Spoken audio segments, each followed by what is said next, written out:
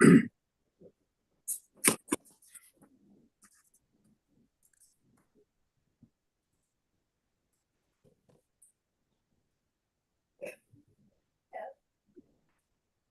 just hit. All right, and we are live. Thank you everyone for being here. Sorry about our slightly slow start. And we are just getting going. I'm really happy to be here with everyone. We are live.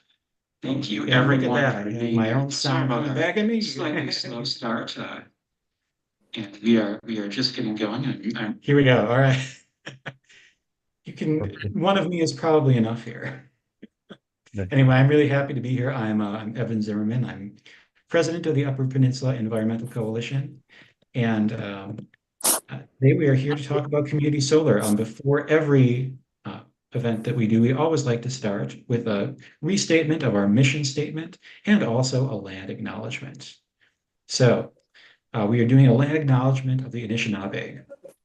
As the longest serving environmental organization in Michigan's UP, the Upper Peninsula Environmental Coalition strives to preserve and enhance the unique cultural and natural resources of the Upper Peninsula through public education, the promotion of sound land stewardship, science-based decisions and policies, and reasoned dialogue with communities, governments, industries, and others with whom we share this land. The Upper Peninsula Environmental Coalition recognizes the tribal nations of this territory. We acknowledge that we stand upon the ancestral homelands of the Anishinaabe. In doing so, we seek to heal traumas inflicted by an ongoing history of colonization and correct intergenerational justice. And I have a little slide here of just all the officially recognized tribes in Michigan. All of these are our greatest allies and our strongest supporters in our fight to maintain the natural lands of the environment. And we recognize and appreciate all, along with those that aren't recognized by Michigan. We have other tribes like the Menominee here that are extremely important allies. So thank you. And I think it's a huge strength of Michigan that we're not just a state, we're not just part of the United States, but we're also a land of many nations. Horst, I would like to pass this along to you to introduce our speakers for the night. Okay, thank you. I just want to remind those people who have not muted themselves that we would appreciate if we do it so that our speakers are not interrupted during their talk. And also for anyone who might be watching on our live stream, we posted this on YouTube and Facebook, so please feel free to comment and I will pass those along to our speakers. Okay, all right. Okay, our talk tonight is about what is community solar and how can it work for communities in Michigan. Doctors Rochelle Winkler and Chelsea Shelley are joined by Bob Lefebvre, who will share their experiences working to support a community solar project for the Village of Lance municipal utility. They will discuss how communities can work toward a community solar project and how community solar can benefit residents, including low-income households. Both Dr. Winkler and Dr. Shelley were working with the Department of Social Services at Michigan Technological University while engaged with this project, and they will share their insights and experience as well as documents outlining the process and the outcome for Lance. Mr. Lefebvre is a village manager of Lance and was key to the project. At the present time, Professor Winkler is a social scientist at the USDA Economic Research Service. So please go ahead and start telling us what has happened in Lance in the past decade. Thank you, Horst. And yeah, thank you everyone for being here tonight. I'm excited to have a chance to share about this project. It was really fun to work on, and it's something I really enjoy talking about. So as Horst says, I have to start by just recognizing I do work with USDA Economic Research Service at this point in time, but I'm joining you all tonight in my own individual capacity, not as a representative of any government agency in any form. And in fact, I'm talking more about work that I did at Michigan Tech when I was a professor at Michigan Tech. And this project was something that Bob and Chelsea and I worked on together, but there were a whole bunch more people involved. This was really a big collaborative project. The screen recognizes several of the people who contributed, but there were even more by the time the whole thing was over. WPEC, the Western UP Planning and Development Region, was really involved, as was WPPI Energy, and especially Brett Nemi was really a champion of this project. And we initially did work and kind of looked into doing projects in both Lance and Baraga. And so some of what I'm going to show tonight is also related to Baraga, but that project didn't end up moving forward in Baraga. So I wanted to start just by recognizing that we're in the middle of an energy transition. The U.S. Energy Information Administration reports that solar is the fastest growing electric energy source in the United States each year, but it has been for the last several years. So grew by 42% over the last 1 year. It's still a relatively small share overall of the energy mix in the United States, but it's certainly growing the fastest. And that has to do with some of the incentives in place. Also, the costs have come down quite a lot, and public demand and interest as well. And so when we think about going solar, there's a lot of different ways to do it. I think oftentimes we think about large scale centralized generation that's driven by utilities, what sometimes gets referred to as solar farms. And then we also often think about more distributed solar, where people put solar panels on their own house or in their yards. And we can do that sometimes like on a grid tied system with net metering.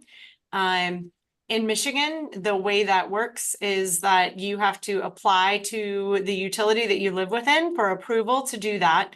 The policies on net metering vary by state, and you can get a different return on your investment from that net metering process, where you sell your energy to the grid and get paid back in credits on your own individual bill.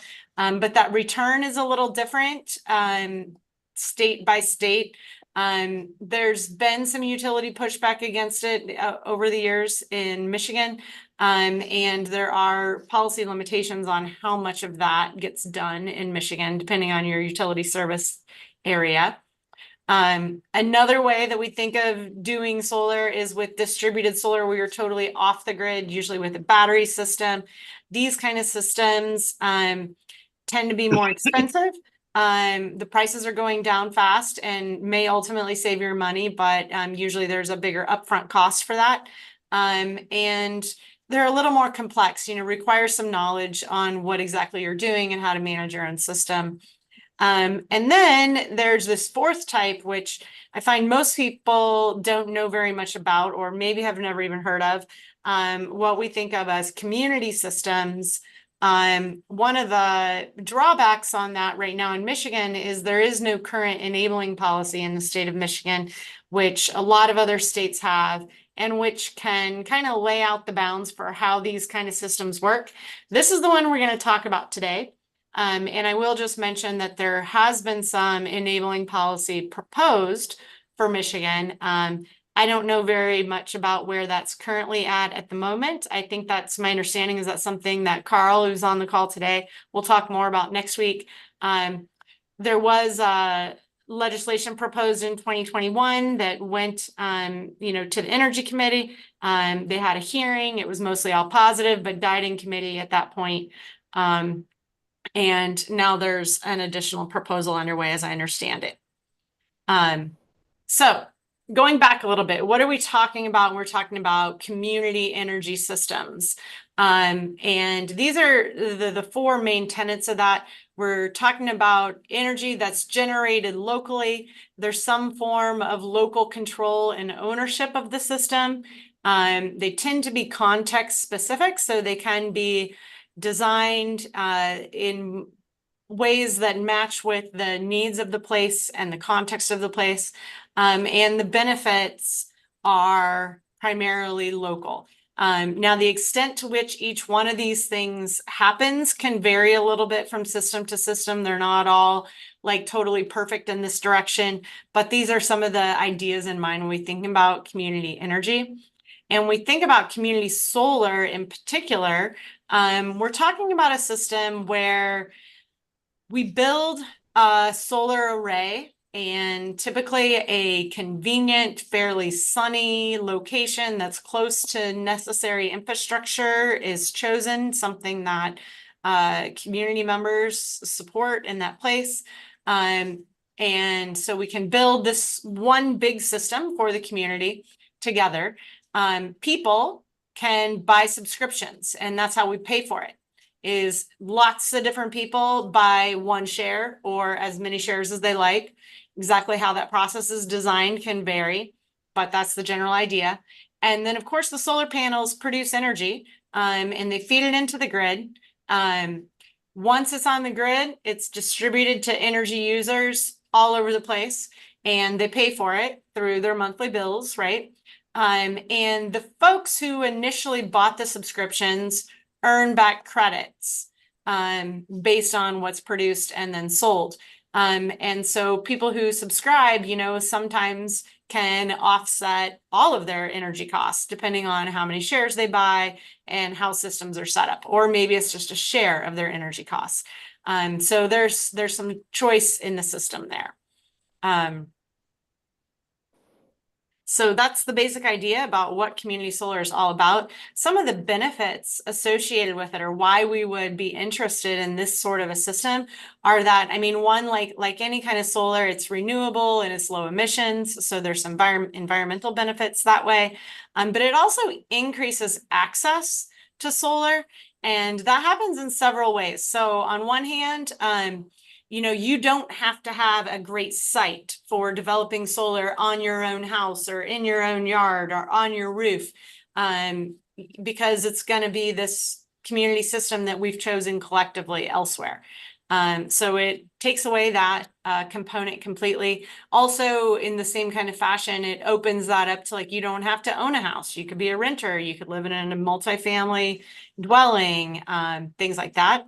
It also can increase access based on income, because instead of paying for like a full upfront cost, say on my own house to buy a system, I can just choose to contribute and buy like maybe a small share. And so the cost can be pretty low.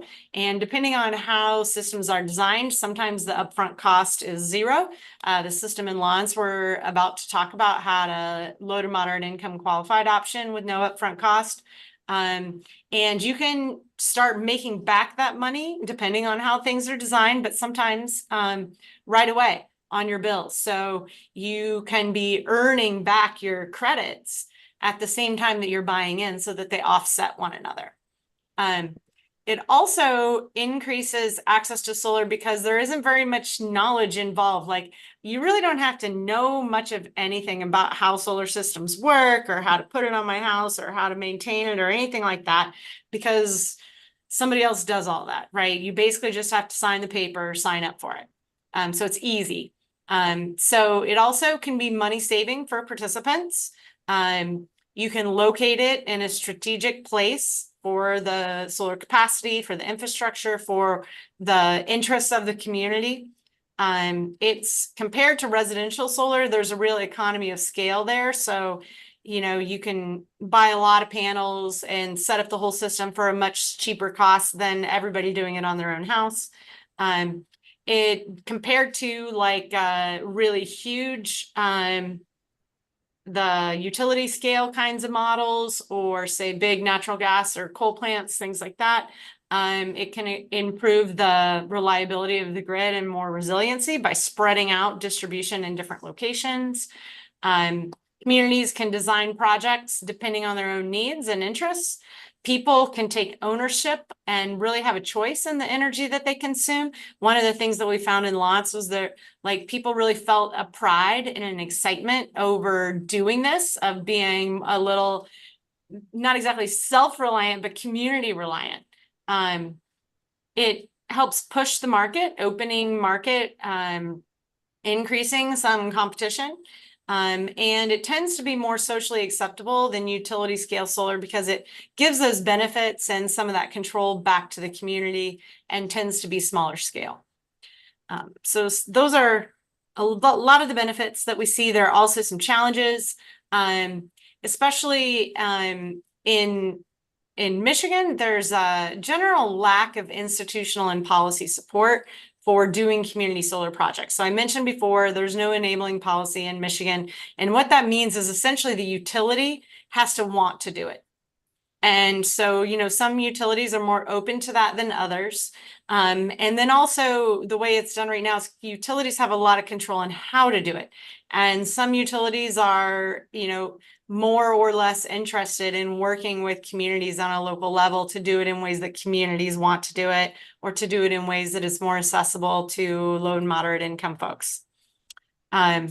There also tends to be a lack of resources and expertise and kind of models for how to do this. There aren't a lot of people out there that are, you know, helping get it done, although that has started to change. There are some resources that I'll share here at the end.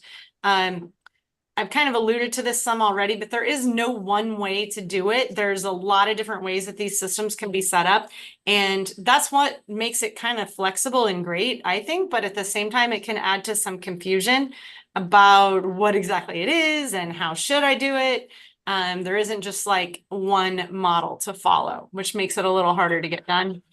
There can be also some skepticism in communities, you know, like, why do we want to do this? Maybe they don't know very much about it. Maybe they don't really trust that this is going to work out well, or they don't trust the utility very well.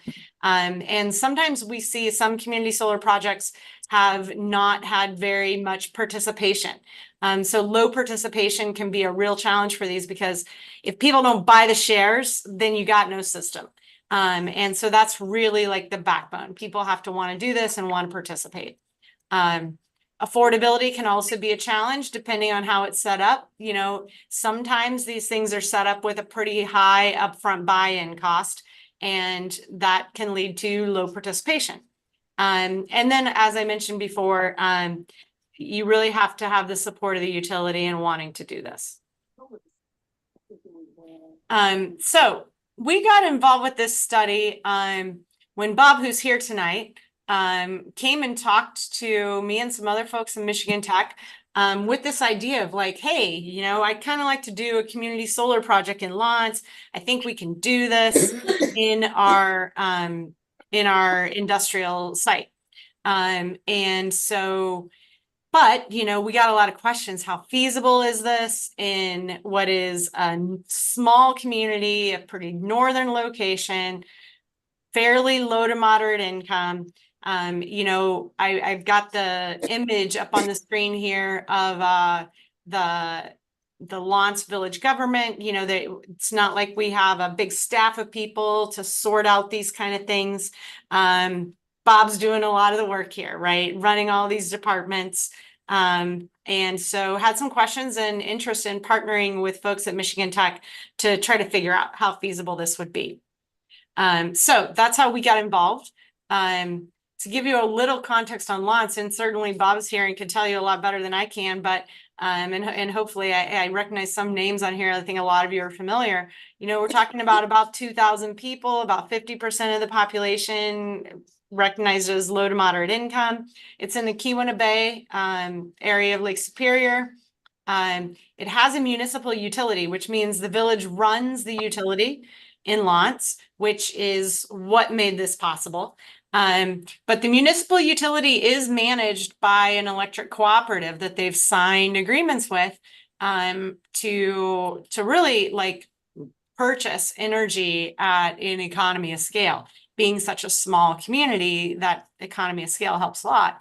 And it's WPPI Electric Cooperative is the partner. And WPPI had done some community solar projects before in Wisconsin, had some interest in doing it, was open to the idea. At the same time, they were skeptical because the last couple of projects they had tried before this in Wisconsin did not work out very well. They had fairly low participation, didn't sell the shares. And so, you know, I would say excited, but at the same time, dragging the heels a little bit, like, hey, we got to be sure this is really gonna be successful before we go for it. And so that's another thing that was kind of motivating, doing some research to understand the community interest first. And this is home to the Keweenaw Indian community in this region. Keweenaw Ojibwe Community College is right there in Lance. And so that tribal influence is really important in this region. Here's an image, so you can get a sense of what Lance looks like from an aerial view. So Bob came to us with some questions, the big questions, and actually we were working in Berga as well at the time. There's some interest, but where do we start? And first, is it even technically feasible in terms of, you know, producing enough solar capacity to get a good enough benefit? That question we answered pretty quickly, that yes, it's technically feasible. We can do it. We can produce power, right? But then the really kind of harder questions were, would the community support it? And would enough people be able to afford to buy in and be interested enough to do it? Would they buy the shares? How many panels should be included? How big should it be? How should the program be designed? And so those were the questions that we sought to try to answer in the research. And again, this is a context, you know, thinking about this as like a case study for like how it might relate to other communities. We're talking about a pretty rural, you know, small community here with not a lot of resources in terms of like governmental capacity, fairly large number of low to moderate income households. And WPPI had these prior projects in Wisconsin that had failed to subscribe. So there's kind of a lot of hurdles to overcome here. But it was pretty exciting that we did it, right? And so what we did at Michigan Tech, we really participated under this idea of community engaged scholarship. So a lot of research that happens at universities tends to be more, you know, academic for publication in journal articles and things like that. But this is a really different sort of approach. Really, the goal here is to integrate research and teaching and service. So service with communities, to collaborate with communities as partners. It's really applied. So the goal here is not really generating new knowledge, but instead we want to provide information for decision making in the real context. It sort of extends the boundaries of the campus. You'll see we had a lot of students involved in this project, and that's a real opportunity for them to gain practical skills and to practice teamwork and to get kind of a sense of what it means to be civic minded and engage in communities. So some of the ways that Michigan Tech was involved, there were several classes actually, or formalized projects that were involved in this. There was a team that first created a technical feasibility report back in 2017. This was led by Jay Meldrum. And then we did a course more about the social and the economic feasibility in the fall of 2017. So like that next fall, once we saw, yes, it's technically feasible, we can do it. Okay, is it socially and economically feasible? And those are the real questions there. And then we had a team the next year that made a documentary and really kind of dug into the whole process and how it works so that we could start to document this as a case study. We did have one student, Emily Prahota, who was a PhD student, and she decided to make this her PhD, her dissertation research. And we did have some funding for this project from the Michigan Department of Ag and Rural Development, American Public Power Association, and some technical support from the U.S. Department of Energy's Sunshot Prize. And ultimately, Michigan Energy Options was a key partner in getting this done and funding the low to moderate income option that I'll show you in just a minute. And then the last thing I'll mention is we had one final class in 2021. This was after the Lance project was done, but that was more aimed at like policy in Michigan. And looking at community solar enabling policy and just kind of evaluating the state of that and organizing a little bit for how that might get done. So I can share some resources that final class came up with too. There's a brief PDF that I'm happy to share with everyone that they created. So what we did for the research, the questions here again were really like, do people in Lance and Baraga want community solar? And if so, how should it be designed to meet the interests and needs of the community? We did 15 interviews with key informants. We held 3 big community meetings. We actually had, between all of them, I think there was over 100 people that came and participated in different fashions. We also did 2 community surveys that we sent out in the mail with utility bills. That's one of the benefits of partnering with the local utility. So these went out in the mail with bills. We also went door to door. So one of those classes of students walked around for like an entire day, knocking on people's doors, asking if they filled out their survey yet. If not, they handled them a survey. They picked up people's surveys that they completed. So that really increased the participation rates. We did some financial analysis to gauge the net present value and to kind of build out an economic plan. And we did some press features and presentations just to kind of make people in the community a little bit more aware of what community solar is and how they might think about it. Somebody falling asleep. And ultimately what we found is that, yes, people were interested. These results in this pie chart, these are.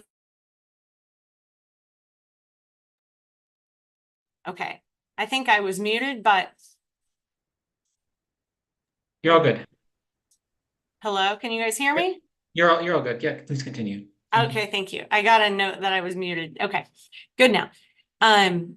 So yeah, the results here in this pie chart are actually from Baraga, where the project didn't go forward, but we had very similar results in Lance. That very few people said no, we should not do this.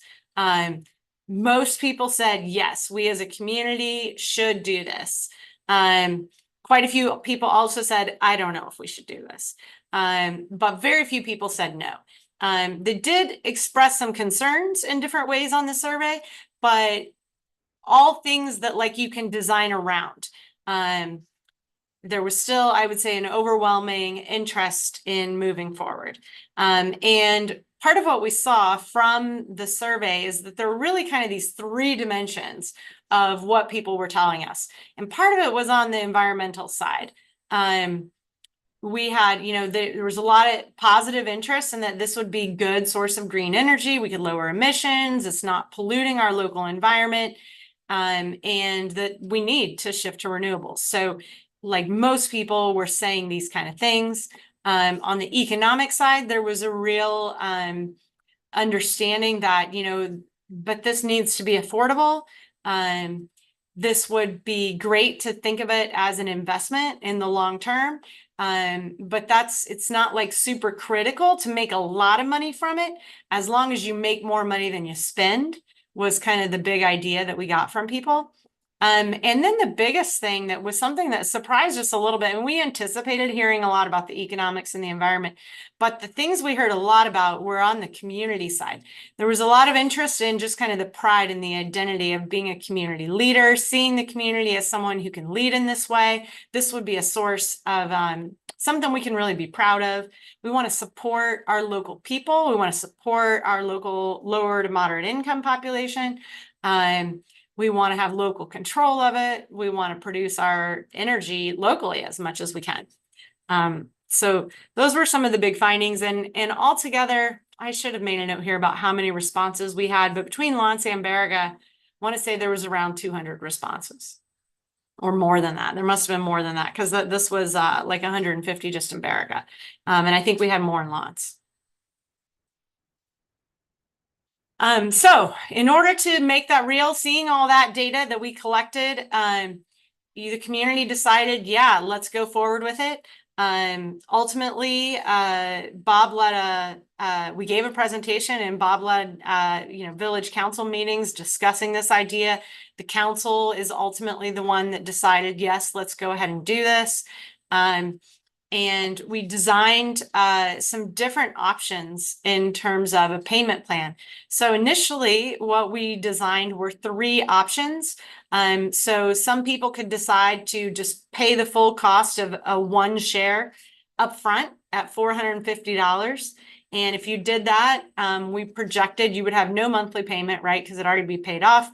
You would save about $3 every month on your utility bill, and you would pay off your $450 cost in 13 years. We designed another option where you paid only $250 upfront, and then you paid an additional $2 a month for 10 years, while at the same time you were making $3 a month for 10 years, or even more. I'm sorry, the life of this, I think, was 30 years. So you were making $3 a month for 30 years, and your net lifetime savings was 410 years. You pay it off in 14 years.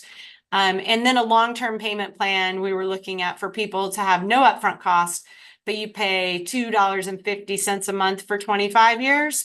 And from the start, you're getting that $3 monthly savings. So there's no net cost there.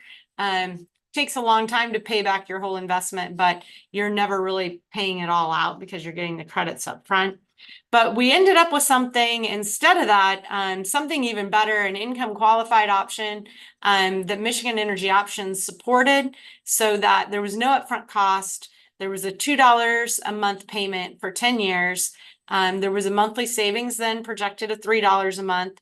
So the net lifetime savings was $660. And also along with this, it came with energy efficiency steps, so that people got home energy audits, and they also got some funds toward making energy efficiency improvements as well.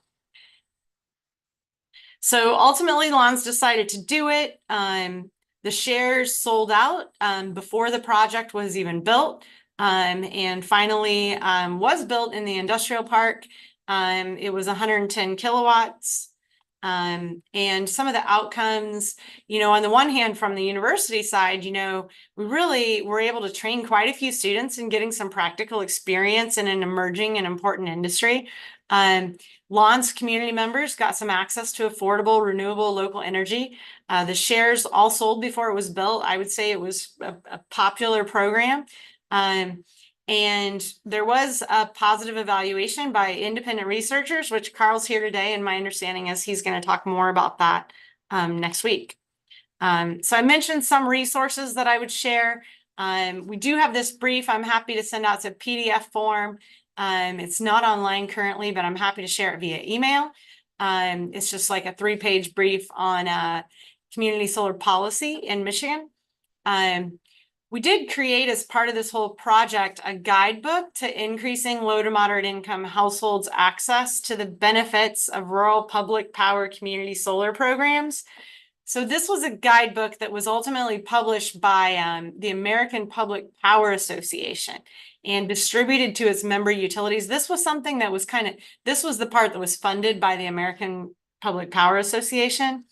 And they have a paywall on it. It's just for their members. But if it's something that any of you are interested in, you may be able to request it, and we might be able to share that. We did produce a short documentary that one class created.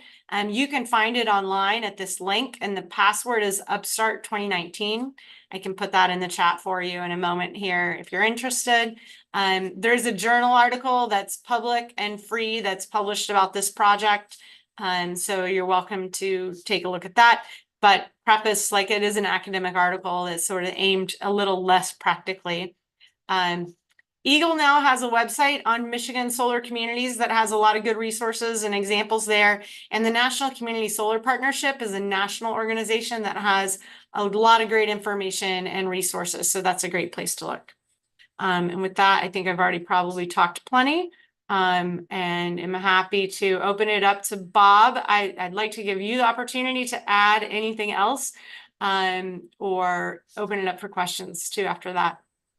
Sure. I just add that Michigan Energy Options was a partner, but it was actually the Michigan Energy Office through Laura that we got the LMI program through, which is now part of Eagle. They've kind of changed hats several times, but I mean, it was a great partner. One of the things that we were able to do is, and it came from the research that Dr. Winkler and Dr. Shelley and the students did, is finding a kind of that key price point where people will be willing to participate. And they were thinking more like about $350 by being able to grow the size of the system a little bit, especially with the LMI program, with the state coming in to help purchase some of those panels for those folks.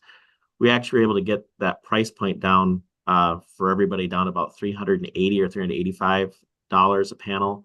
And it was one of the most exciting things too, because we did all this research that was done, but when the community members showed up to start purchasing their shares, and that was huge, because one of the concerns we had is that we'd be building this community solar array, and we would have, would people actually follow through what they said they would do, and would they help make sure that we were able to get all those panels subscribed. So I would also add that one of the things that was a bit of a challenge, but also a bit of an opportunity, is because as a municipal electric utility, we're not regulated by the Public Service Commission. We could kind of design our own program and set up our own rules. We could do on-bill financing, and we could do some of these other things that maybe otherwise might be a little more difficult to do. It was just more of a matter of seeing if it was something that council would allow us to do. And so that was, I think, a very important part of it. And one of the things I do like to report to people about too is that of the folks that have participated in the LMI program, most of those folks are not ending up on our shutoff lists anymore either, which is kind of an exciting thing too, because not only are they getting the benefits of the renewable energy, which is lowering their bills, but also with the weatherization program that they took part in through BHK Community Action, it kind of more holistically dealt with some of their energy needs, and so those dollars now are in their pockets, so they can make other decisions, which I think is a positive thing for the community and for their families. Certainly, one other thing I thought was important to this project, we did a small scale pilot project at our water plant, which I think was helpful as well, because we had a hyper local example that people could see that was producing and generating energy and energy savings in our area. So it wasn't just saying, hey, we've got some data that says we think this could work. We actually had a really good local example, so people in a certain way could say, well, if it's working at the water treatment plant, this is something that could work for me as well. So, but certainly, like I said, lots of great partners. And as you could see from the dates on some of the slides too, it's something pretty deliberate. I mean, there's a lot of hard work and time put into making this happen. I like to say that one of the benefits, or one of the neat things about community solar in our example, is that this is kind of our recipe, and I think it can work a lot of places. But if you take this kind of example and move forward with it, I mean, you could design something that's specific to that context of every community. And I would want to add one more thing. I think one of the reasons why it enjoyed such a high level of support too is that we were able to build this in such a way that we were able to meet the needs of what the community members were telling us through all the data that was brought in from those surveys. People wanted to know, how do you transfer these things? Our community is an older community, so if you're a more elderly person, would I want to participate in something that's going to last 25 years? I mean, the system is likely maybe to outlive me. We were able to work those things out. We were able to help a lot of other institutions too, whether that's your school, your place of worship, or maybe a community organization. People are able to buy panels for those organizations as well. In fact, one of the very first panels that was sold was bought by somebody who we couldn't normally have let participate in the program, because they live outside of the village's service area out in one of the townships, but they bought it for their place of worship. And so they were able to do something meaningful for an organization that meant a great deal to them, and at the same time continue to help support the program. So there was, like I said, it was a very interesting journey. Like I said, a lot of people put a lot of hard work into this. It's something that I think we're all very proud of. So.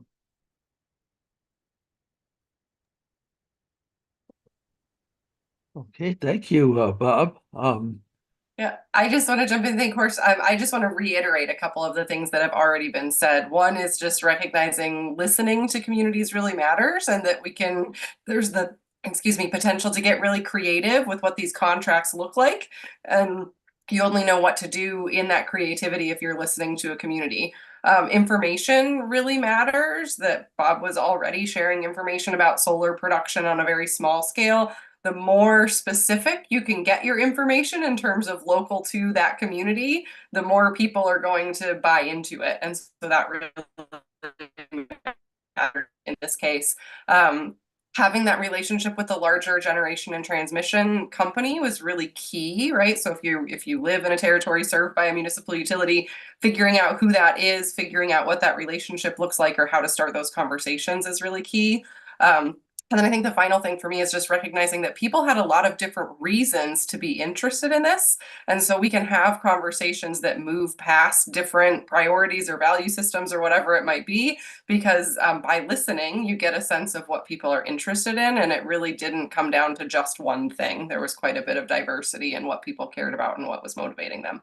So, and all of those things have already been said. I just wanted to reiterate them. And again, thanks Rochelle and Bob for being here to share. This was a really exciting thing to be a part of. It's not very often that academics get to see their work really come into fruition in a tangible thing in this way. So thanks, Bob, for allowing us to do that. Yeah.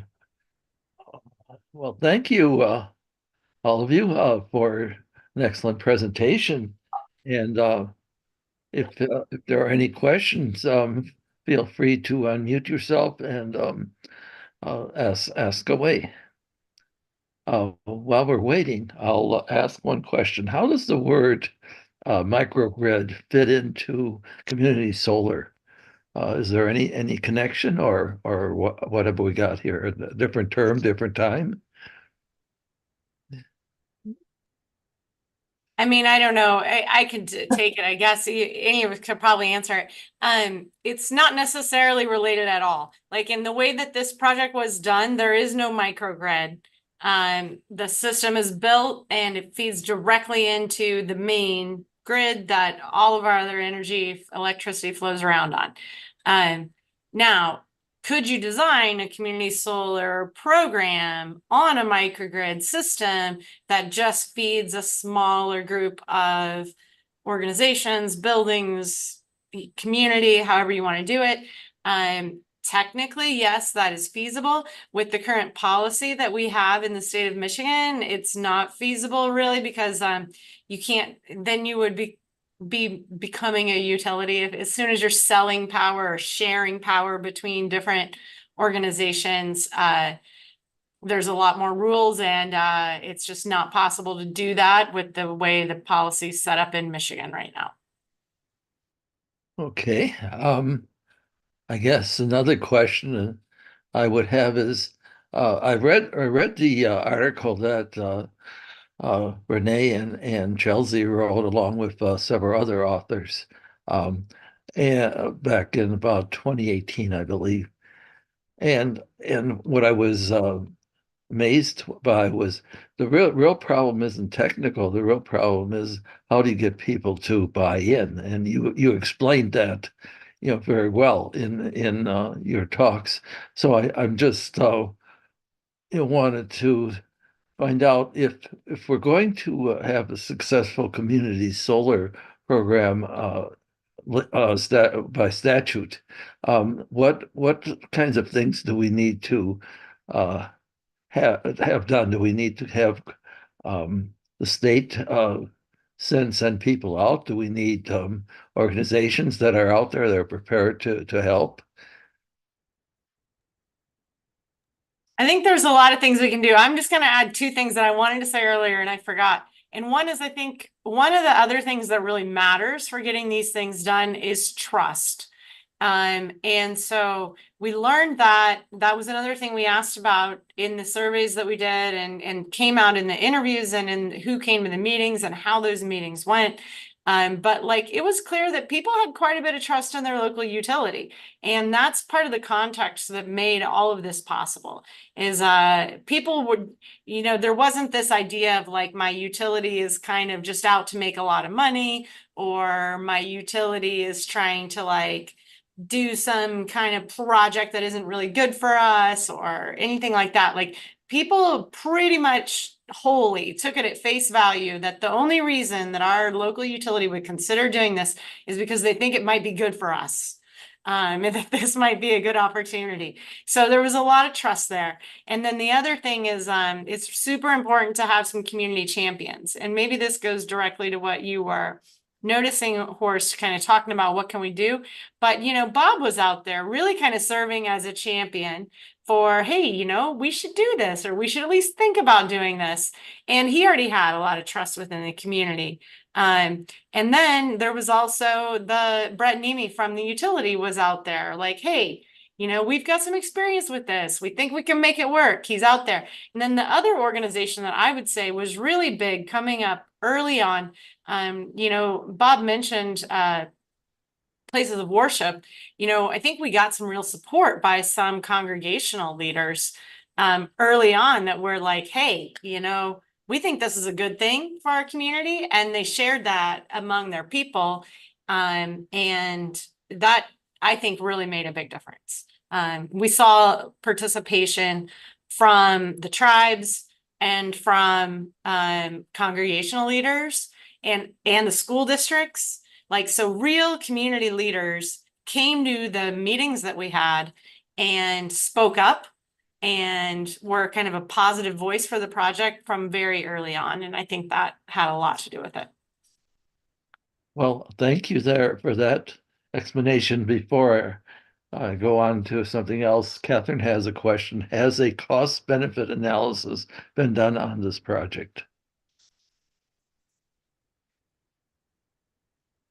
Bob, do you want to take that one? I mean, I guess what I can say is that the research team was looking at the payback, right? And the payback period and understanding if you invest this money now, what's the payback going to look like for people? I don't know that anybody has sat down to do like a comprehensive cost benefit analysis in terms of the co-benefits or other kinds of benefits that people are receiving. Although Carl's work certainly speaks to that in the context of energy justice and low to moderate income households and the co-benefits that they're receiving from that efficiency work and from the on-bill financing options. Yeah, I think what Chelsea said there's right. I mean, one of the things that was really important as we looked at this project, some of the feedback we'd gotten early on, because a lot of these programs in other areas they don't have as many financing options, but also not as many other gateways to get into the program. So usually most of the people who participate are people who already have money that they have got disposable income where they can spend, $400 or $500 or whatever to go buy some panels in a system. We knew very early on from the feedback from the community that even amongst those who probably could afford to participate, that it was important that everybody in the community could. And so there was one of those challenges we had to figure out how to make that work. And that's one of the reasons why doing some of that economic analysis of what the payback would be and what the cost would be if you want to participate at a different level. I mean, it was something that there was feedback that was important that people wanted to know. And so, the university partnership was really helpful there. And also folks from WPPI who also spent some time working on this as well to try to figure out how we could find a way to make something that fit our community and the needs of the people in our community of what they were telling us they wanted to see. Well, one of you mentioned earlier that you did really a basic cost benefit analysis. You spend less money than you bring in, which is it's kind of it's kind of elementary, but yet it seems to be something that if you're not an economist, at least it gives you some idea that you're successful in that sense. Am I missing something here? No, I think that's true, but I think Bob's point is that for many people in the community, there were interests beyond that return on investment for themselves, right? I mean, people who could afford to buy in were saying, we want to make sure this program works for everyone in the community, but we also want to make sure that they're getting other benefits as a part of their signing into that program. People talked very, very openly contract terms and wanting to make sure that there was transferability of those contracts and that they'd be able to transfer them to some place that was meaningful to them, not just kind of the resale value of their home, right? That there were those kinds of concerns that went beyond the economic pieces. And those are things that we only learned because we were there listening, and to think about that, like what what could we be doing to engage communities as we're thinking about this? One is that Rochelle was really following all of the best practices for community engagement and meetings, right? There was childcare, there was food, there was sensitivity to the day and the time and all of the different opportunities. But even that probably looks different now than it did then in terms of getting people together and recognizing how busy people are. And so, you know, engagement really goes back to knowing the community enough to know what's going to work in that place at that time. And maybe what we did at that time wouldn't work now. I'm not sure. But there are definitely some best practices in how to engage a community, and a part of it Mhm. in the community and knowing how you're going to get people to engage. Okay. Well, thank you. Carl, you had a question. Yeah. Well, and just to preface my question ahead of time, or to speak ahead of my question, I first wanted to say thank you to all three of you. I've followed you a lot longer than a normal person would have engaged with this project, being so far away from you all. So it's really nice to see you all in one place, and I'm a big fan of your work. So thanks for this and for giving this space for this conversation. One question that I think I find really interesting, and I'd be curious to hear your perspective on, is you mentioned, Rochelle, early on that you were looking both at Berga and at Lance, and I'd love to hear a little bit more about what happened differently and how one project moved forward and one didn't. Yeah, if you could just speak a little bit to that. Thank you. Yeah, that's a great question. I can, I think Chelsea and Bob should have a crack at this one too. I don't know that I should try to answer it all. I think we ultimately don't 100% know the answer. I don't think any of us really knows the real answer to that. I think there's a lot of things that came into play. There was at one point discussion about just doing one project for the two villages to share. The industrial park where it was built is located within the village of Lawns boundaries, but toward Berga. So it's kind of right in between the two communities. But my perspective, and I may be a little off here, is that there was still maybe just enough competition between the two villages that they didn't necessarily want to do a joint project at that point in time. And maybe that kind of logic has changed a little bit over the last year since then. I think both communities have been through a lot of things, and maybe that logic shifts a little bit. But I think that was part of the story initially. And I think Berga had fewer champions, ultimately, is what it came down to. There wasn't somebody in Berga really arguing, hey, we should do this. There was a lot of interest from the tribes. From the Keweenaw Bay Indian community was interested in doing a project, but I think more on the standpoint of for tribal members, for the tribal community specifically, and maybe not so much at the village level. And I may be speaking a little bit out of turn here, but I think that whole relationship between the tribe and the village government as well just made the whole thing, not that there was a lot of tension or anything like that, but just a little bit more complicated to figure out who's going to do what and how might we work together and how could we really make all of this stuff happen. It was just a little more complex. I guess the one thing I'll add to that is that in Lance, we started with a site, right? Bob already knew we have this site where this is feasible, and we've done a technical assessment and a preliminary kind of student project level to know that this is feasible at this site. And in Berga, the conversations kind of circled around sites, right? Where it was like, well, it could be at the school and it could be here, but there wasn't anyone who was saying, this is the place for it. We know we really want to see it here. And I think having that champion and like the technical stuff does matter, right? Like, where's it going to go and how are you going to connect to the substations, and all those things matter. But that's like the very basic of what matters, right? And that's the first hurdle. And I just don't know that they ever really kind of solidified on this is the place that meets all of the metrics of what we care about in terms of the technical possibility, the clear ownership structure, the clear interconnection possibility, and all of those pieces of it. So the technical not even barrier, but the lack of like a real champion for one particular place, I think just really meant that the conversations kind of stalled on site selection. And we didn't get to some of the bigger picture conversations. And that meant that when you were meeting with the community, you couldn't necessarily see a place, right? And so it's different when you can visualize it's going to go in this place and it's going to look like this. And we didn't have that tangible kind of thing to hold on to in those conversations. Yeah, I think that that's probably a big piece of it. I know we had conversations about potentially doing a joint site. There were some, I think, legal and technical questions on exactly how that worked from our grid to their grid. Um, but I think also, there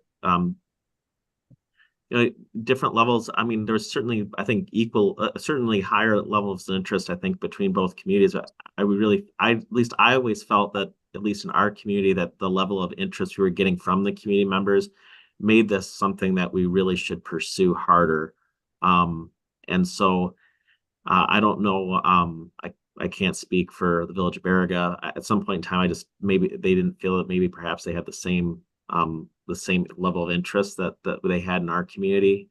But I know that we felt confident that if we could answer, I think, some really critical questions, and there were some big hurdles to get over too. I mean, to achieve the economies of scale we needed to meet, and then, gosh, I remember even when we we had gotten the Michigan Energy Office on board as a partner, sitting down and talking with folks, and they're like, "Well, are you sure you can basically give these panels away to people?" And at first, I remember talking with Brad Burnett, who at that time was working at Whooper. Like, of course we can, and it was a lot harder than you'd think. I'm glad I had some experience working as an AmeriCorps Vista. I've done some work with some low-income populations before, but I mean, heck, we met with people, after work or outside their home, and people had questions that it seems like it's fairly obvious what we're trying to do, but I mean, some people were, are you going to put these on the roof of my home? And you're like, well, no. We have a central location. And actually, I do think one thing that Rochelle talked about earlier too, that was a really good benefit of this program for our community, is most of our community is fairly older. Lot sizes are a lot smaller. People have mature trees that they love in their yard and their property. And this really gave them an opportunity to participate in a meaningful way in a renewable energy project, to enjoy those benefits without having to make the same type of sacrifices of maybe having to cut that tree down, or maybe to place something on their property that kind of makes it look odd. Where in this case, we had a good location. We've kind of been all through that whole piece with Jay's group and those students on the feasibility of that site. And so people didn't have to make those same type of sacrifices on their own property, which I think was useful as well. So stop there. There's one interesting question. When you were, in the research phase, were there a lot of examples around the country that you could draw upon and see, help the design of your project? I guess, we did get some help from some other I guess, examples, like in Wisconsin, and there's some that were from some other utilities that done some things in state. But I would say that for the most part, though, we kind of had to develop our own recipe for the community. I think that's one of the reasons why it was so successful, why it's subscribed. We've got all of our panels accounted for, is because the hard work was done, to try to listen to what the community members wanted to see. And like I said, it was a really wonderful thing to actually see people come in and do exactly what they said they were going to do when they were filling out those surveys. And because I was concerned, people it's one thing to check a box on a survey and send it in. And then when it's actually time to go and put some money down on something, to see those folks come in and participate in that way, that was a really wonderful thing. Well, it's really, I call this a pioneering venture for the UP. And, at the time you started, that the most of the stuff I remember from around Keweenaw area where that there were a number of pioneers back in the 70s and 80s who did their little things. And I remember we had a program, uh, to jump from that to what you guys are doing is really amazing. Excuse me. So I just want to mention, Carl Lahesh here, who's with us tonight, is going to be giving the talk next week, and perhaps he can at that time explain what we can what we've learned and what other projects are out there and all the headaches that come from it. And I do want to mention one thing that I had just recalled. Michigan Environmental Council has sent a person over to Alger County to try to get electrification started, and it's been a very slow process because she's an outsider. And the question is, how can she build trust? And so from my point of view is, how can we do something, to build that element of trust in all these different communities because of the same interaction that Bob was talking about with his community is, can we get a champion who can do that kind of thing? And so that's why we'll be interested in seeing what Carl has to say next week on the work he and his colleagues did in the last year or two. Yeah, So, first, I just like to comment also. Yeah, I mean, it's really amazing work you've done. And I know it takes so much community organizing to get to that point. And I wonder if there are other communities that are looking into this. Maybe they could get in touch with some of the people that helped, to organize in these areas to, share resources and share stories. I think, if we could create some kind of chain of one community expressing their success to another community and telling them how it worked for them and what happened there, that kind of thing could, move on and on throughout Michigan as, communities can support each other. I would love to see that kind of thing happen in some aspect in the future. And Evan, that's a great idea. It's something that I know Bob's been asked to speak about this several times. I've spoken about it quite a few times, and yeah, people get really excited. It's really fun. It's so fun to talk about because it really worked, and it was great. The problem is there aren't very many communities in Michigan that can do this because you really got to be a municipal utility with the current state policy. And so if you're not already a municipal utility, that you're kind of going nowhere. Unless you can put enough pressure on the utility where you live to design some kind of project that's actually going to work for your community. But that just really changes the dynamic. So, and that's where I think thinking about enabling policy or some kind of policy change at the state level is going to be important to do very many of these kind of projects in the state of Michigan. There are a lot more community solar projects in other states, like Minnesota, for instance, like leads the country. They're all over the place. But they've got state policy that encourages it and incentivizes it and makes it real easy. So those are some of the big hurdles here in Michigan. Absolutely, yeah. Yeah, maybe what we need is, some of those, community leaders to speak out to policymakers and specifically to talk about, these successes, and we need to bring that to the people who are setting these policies in the future. And I think it's great to see this pioneer work, especially how closely the economics worked out, like it is getting better all the time, but you were able to do it in a way that just made it work for everybody. And so like that's really great to see. And I'm hoping it get easier and easier as time goes on. all right. Well, thank you, everyone. I want to make sure that we didn't miss anyone. Does anyone else have a question that they would like to ask or a comment they'd like to make before we close for the night?